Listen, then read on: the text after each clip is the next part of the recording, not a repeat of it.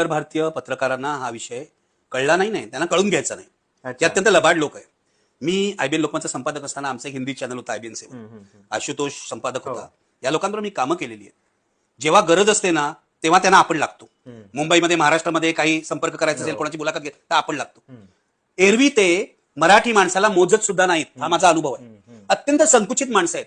आणि मला धक्का याचा बसला, आशुतोष किंवा बाकीचे उत्तर भारतीय पत्रकार जाऊ दे, रवीश कुमार सुद्धा, अजित अंजुम सुद्धा, अभिसार शर्मा सुद्धा, एक सोहित मिश्रा आणि दुसरा काल अशोक कुमार पांडे जे काश्मीरचे आहेत त्यांनी लिहिलेलं आहे. पण बाकी हे सगळे स्वतःला पुरोगामी म्हणणार आहे. त्यांना मराठीचा प्रश्न समजू शकत नाही.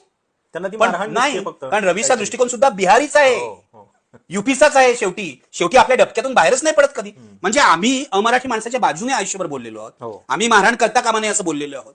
पण उद्या जर तुम्ही येऊन इथे धमक्या देणार असाल, समजा निशिकांत दुबे येऊन धमक्या देईल, कोणतरी टिनपाट उत्तर भारतीय नेता येऊन म्हणतो की आम्ही आता महापौर उत्तर भारतीय करू, तर हे आम्हाला चालणार नाही. मी सुद्धा सांगतो, आमची अहिंसा ही दुबळ्याची अहिंसा नाही.